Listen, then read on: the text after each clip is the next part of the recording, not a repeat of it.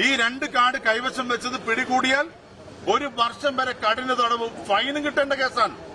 ഇതുവരെ കൈയും കെട്ടി നിന്ന പോലീസ് ബിജെപിയുടെ ജില്ലാ പ്രസിഡന്റ് വരുന്നു എന്നറിഞ്ഞ് ഇവിടെ വന്ന് നിന്ന് ഞങ്ങളെ നീക്കം ചെയ്യാൻ ശ്രമിച്ചു.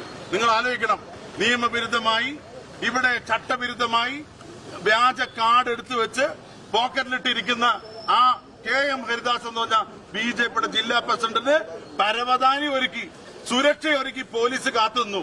എവിടെ പോലീസ് ഇപ്പോ?